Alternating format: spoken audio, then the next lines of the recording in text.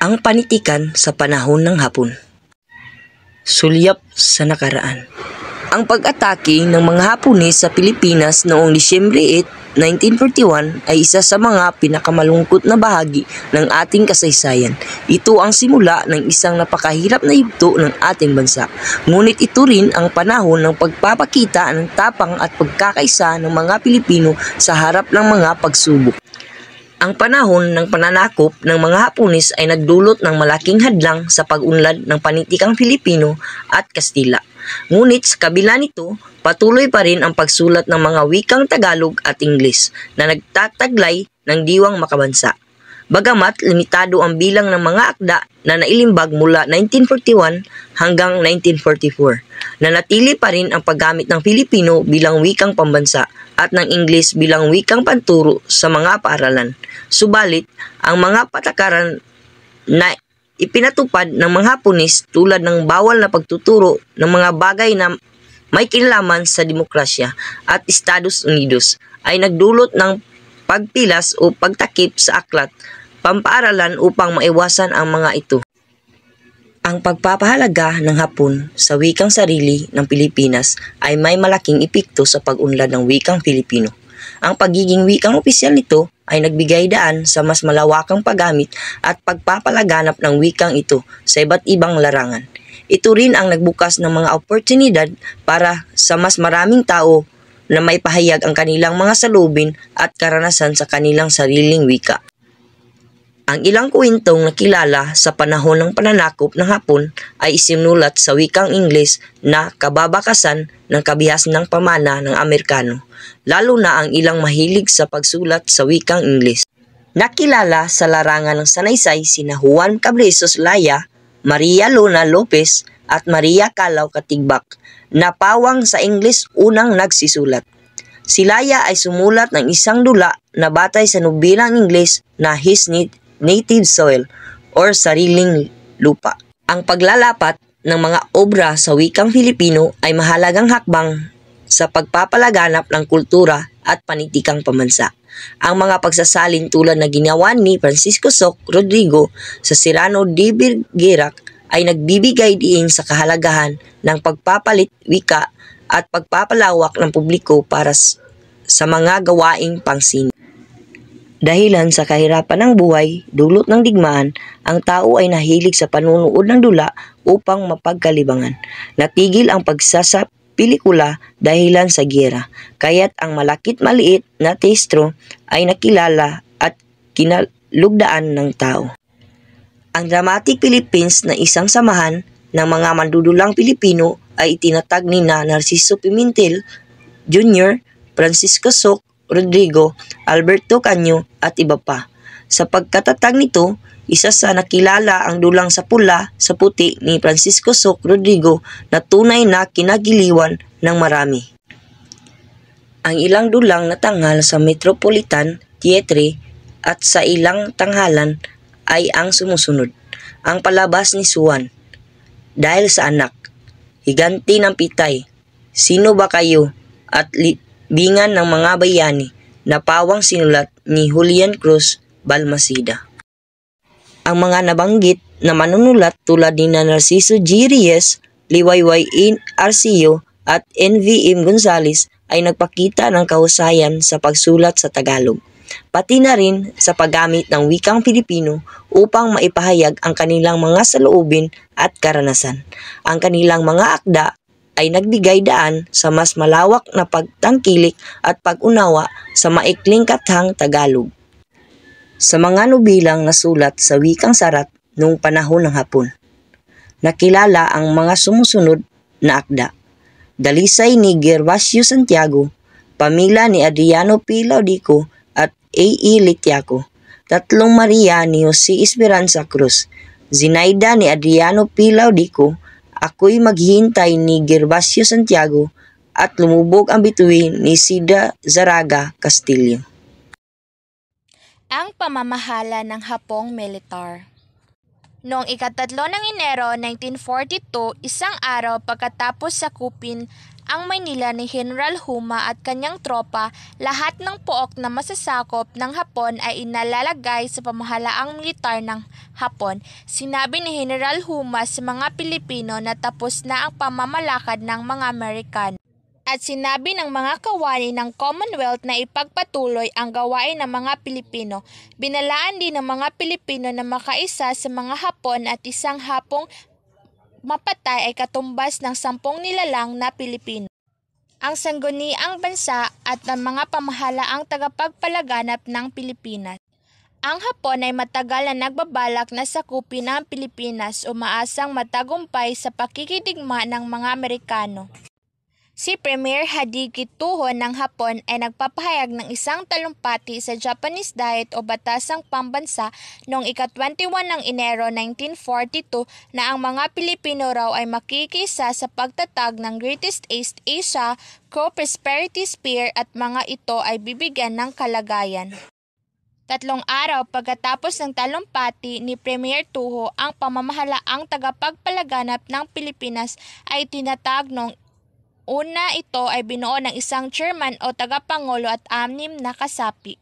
Jose Vargas, tagapangulo; Benigno Aquino Sr., Commissioner ng Panloob; Antonio de las Alas, Commissioner ng Panlapi; Jose P. Laurel, Commissioner ng Katarungan; Rafael Alunan, Commissioner ng Pagsasaka at Pangangalakal; Claro M. Recto, Commissioner ng Pagtuturo, Kalusugan at Kagalingang Bayan; Quintal Paredes, Commissioner ng Gawaing Bayan at Pahatiran.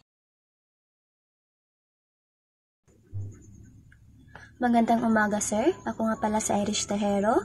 Ang iulat ko ay patungkol sa ang pamahalaang tagapagpaganap ng Pilipinas.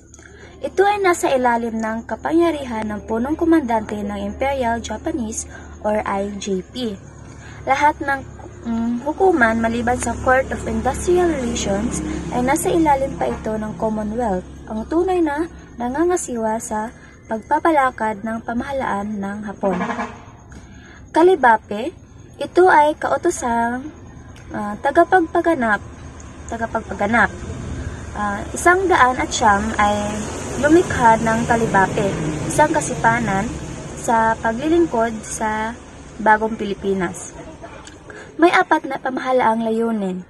Ito ay ang una, madali ang pagtatayo at pagbabagong tatag ng Pilipinas.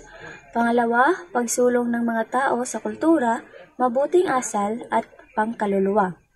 3, pakikipagtulungan sa Hapon. At ang panghuli, pakikipag-ugnayan sa simulan ng Greater East Asia Co-Prosperity Sphere. May 5 bahagi din tayo ng palatuntunan ng Hapon. Una, pagpapahayag ni Vargas ay na ang pamahalaang militar ng Hapon ay natapos na. Pangalawa, pagbasa ng pahayag ukol sa kalayaan ng Pilipinas. 3, pagbati ng punong komandante ng Hapon. 4, pagtaas ng ating watawat kasabay ang pamansang awit. At ang panghuli, ang panglima, pasinayang talumpati ng Pangulo sa mga Hapon at sundalo, pinonong kawani ng Pilipino at ang mga kasapi na sumaksi sa pangyayari. Ngayon dumako tayo sa mga kabuhayan sa panahon ng Hapon. 3 taon ang pananakop ng Hapon sa Pilipinas. Kinumpiska ang ani, mga minahan, mga pabrika at mga lagak sa bangko o mga pera sa bangko. Ang mga babae o bata ay pinipilit gumawa para sa mga sundalong Hapon. Nagtatanim at nagsasaka ang mga Pilipino na walang bayad. Dahil dito madami ang namatay at nagutom dahil sa mga Hapon at dahil sa parusa nito. Sa madaling salita, sa mga Hapon o sa mga panahon ng Hapon ay madaming Pilipino ang naghirap at nagdusa. Maraming bagay at ari-arian ng mga tao ang nawala o namatay. Sa panahon din na yon ay tinuruan ng mga opisyales ng mga salitang Nipongo o salita ng mga Hapon at itinuro din sa mga nagakarami para sana masakop nila ng buo ang Pilipinas. Ngunit sa bandang huli, ang wikang Pilipino ang nagwagi At yun lang po. Maraming salamat. Magandang araw sa inyong lahat, lalong-lalo na sa ating mahal na guro na si Ginoong Christopher Sean. Sa puntong ito, muli nating bibigyang buhay ang mga panitikang Pilipino. Sabay-sabay nating alamin kung ano nga ba ang mga gawain ng mga gerilya at ang mga kaganapan sa muling pagsakop sa Maynila.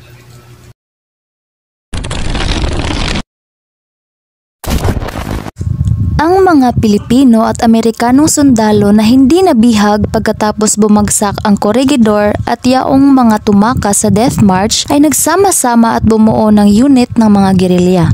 Maaaring itatanong nyo kung ano ang gerilya. Ang gerilya ay isang kilusan o hukbong bayan laban sa mga Hapon. Nakakuha sila ng mga tagasunod o mga kasapi sa Luzon, Visayas at Mindanao. Sila ay dumanas ng gutom, hinarap ang mga panganib at kamatayan upang mapalaya ang inang bayan. Ang mga gerilya ay nakipaglaban sa mga Hapon subalit nanatiling nakikipagtulungan sa mga sundalong Amerikano. Nabatid ng daigdig ang kagitingan at kabayanihan ng mga Pilipino. Ang ilang unit ng mga gerilya ay pinamumunuan ng mga pinonong Amerikano. Ang kanilang layunin ay palayain ang Pilipinas sa madaling panahon at iwasan ang pagkasawi ng maraming buhay. Kakaunti ang kanilang armas subalit sila'y gumawa ng kanilang mga sandata. Gamit sila ng mga itak, pana, palaso, paltik at iba pang kagamitan sa bahay. Sila ay nagmamasid ng lihim sa mga gawain ng mga Hapon at sinira ang mga imbaka ng pagkain at armas ng mga Hapon. Mga gerilya ay tumanggap at nagpadala ng balita kay General MacArthur ukol sa mga nangyayari sa bansa. Ang mga gerilya ay naging matagumpay dahil tinulungan sila ng taong bayan. Sila ay palihim na binibigyan ng pagkain, damit, gamot at salapi ng mga taong bayan. Dahil sa mga gerilya, naantala ang mga plano ng hukbong Hapon para sa Pilipinas. Nabatid na ninyo kung ano ang mga gawain ng mga gerilya at ngayon, dadako naman tayo sa muling pagsakop sa Maynila. Pati Maynila ay nadamay sa pamiminsala ng mga Hapon. Noong February 3, 1945, pinasok ng mga Amerikano ang lungsod. Ang mga taga Maynila ay naglabasan sa kanilang mga tahanan at sinalubong ang mga sundalong Amerikano. Sila ay umiyak at sumigaw sa kaligayahan. Ang mga sundalong Amerikano ay nagtuloy sa pamantasan ng Santo Tomas upang palayain ang mga naninirahan doon. Noong gabing iyon, ang labanan ay nagkainitan sa daang Espanya. Nang sumunod na araw, ang mga Hapon ay umurong sa kabila ng Ilog Pasig. Habang nasa daan ay sinusunog ng mga Hapon ang mga bahay at pinagpapatay ang mga taong nakakasalubong nila sa daan. Nagpatuloy ang labanan sa mga lansangan ng Maynila sa loob ng 3 linggo. Natapos ang labanan noong February 23, 1945. Muling nasakop ng mga Amerikano ang lungsod. Noong ika-February 27, 1945, muling naitatag ang pamahalaang Commonwealth sa Manila. Subalit ang Maynila ay sinunog at nawasak sa pagsakop na muli ng mga Amerikano. Sinalakay ng mga Amerikano ang lahat ng dako ng Pilipinas at sila ay nagwagi. Noong Hulyo 5, 1945, ang buong kapuluan ay napalaya na. Subalit ang pagsukong opisyal ng mga Hapon ay naganap noong September 3, 1945. 1945 nang isuko ni na General Yamashita at Admiral Okachi ang kanilang hukbo sa mga pinunong Amerikano. Si Jose Laurel at ang kanyang mga kasamahan ay nagtungo sa bansang Hapon. At dito nagtapos ang pananakop ng mga Hapones sa Pilipinas.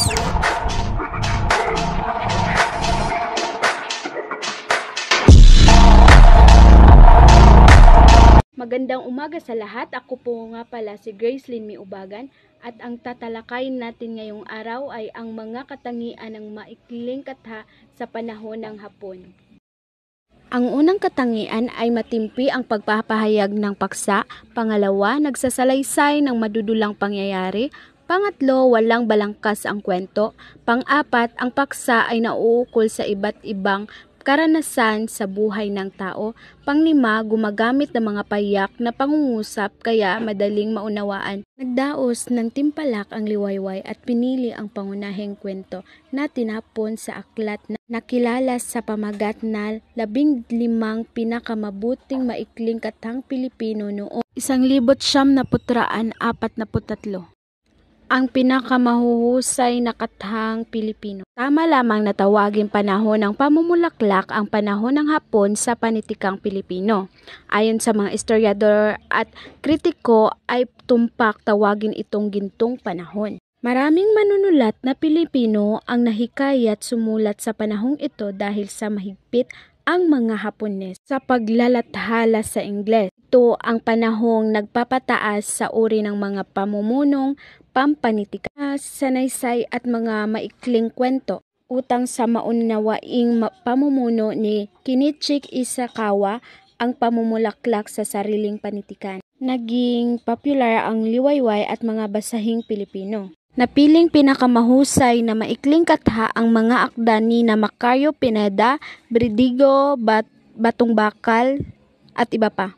Ang mga itinaguyod ng mga pasanayang pangwika sa panahong ito sa larangan ng panulatan ay nakatulong ng malaki sa mga manunulat sa pangunguna ni Lope K. Santos. Ang bunga ng mga pasanayang ito ang mga kilalang manunulat tulad ni na Liwayway A. Arceo, Alicia Lopez Lim, Ligaya D. Perez at Gloria Villoraza Guzman. At dito lang nagtatapos ang aking pagtatalakay. Salamat sa pakikinig. Magandang umaga sa lahat, lalong-lalo na po sa ating guro na si Ginoong Sion. Ako nga po pala si Jeremiah B. Sarigumba. At ngayong araw tatalakayin natin ang tungkol sa dula at sa mga tulang na malasak sa panahon ng mga Hapon. Ang dula ay isang sining na nagpapaabot sa mga manonood o mambabasa ng damdamin at kaisipang nais nitong iparating gamit ang masining na pagsasatao ng mga karakter ng dulang pangtanghalan. Ito ay nauuri o naaayon sa paksa o nilalaman at nagkakaroon din ito ng iba't ibang anyo batay sa damdaming nais palitawin ng may akda. Ito ay naging libangan ng mga tao ang panunood ng dula. Ang mga teatrong malalaki at maliliit katulad ng Home El Manila, Grand Opera House at iba pa, nagkaroon din ng pagtatanghal ng mga mahusay na dula sa Metropolitan Theater, ngunit ang naging suliranin ay ang kawalan ng kalayaan sa pananalita.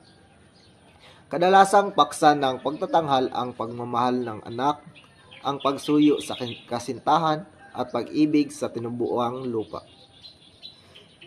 Sa mga dula, karaniwang nilalaman na ang buhay Pilipino, buhay lungsod at ornayon at karaniwang ugali ng mga Pilipino. Maraming pagtatanghal ay ang may mga paksang katawa-tawa upang ikubli ang mga kapintasan ng mga Hapones tulad ng pangunguha ng mga ari-arian sa mga Pilipinong nabibihag o pangungurakot. Nagtanghal ang Samahang Dramatic Philippines ng ilang dula ni Wilfred Guerrero sa Metropolitan Theater. Naglathala naman ng isang dula si Liwayway sina Clodoaldo del Mundi at Mateo Cruz Cornelio. Ang Bulaga noong ika-23 ng Pebrero 1943, nalathala rin ang Sangkwaltong Abaka ni Alfredo Pacifico Lopez. Itinanghal din ang dulang Sa Pulat sa Puti ni Francisco Soc Rodrigo. Ngayon, dadako naman tayo sa mga tulang na malasak sa panahon ng mga Hapon, tulad ng Haiko, Tanaga, at Singkian. Ang Haiko ay isang tulang binubuo ng 17 pantig na nahahati sa 3 taludtod. Ang una ay may 5 pantig. Ang ikalawa naman ay may 7 pantig at ang ikatlo ay may 5 pantig. Maikli ang Haiko, ngunit nagtataglay ng malawak na kahulugan, kagandahan at damdamin. Mga halimbawa ng Haiko ay ang pag-ibig, tutubi, kalikasan at anyaya. Isa pang uri ng tulang na malasak ay ang Tanaga. Binubuo ito ng 4 na taludtod na bawat isa ay may 7 pantig. Ito ay maikli ngunit may sukat at tugma sa hulihang pantig. Isa na dito ang halimbawa ng tulang isinulat ni Teodoro Jenner na Ang Pag-ibig.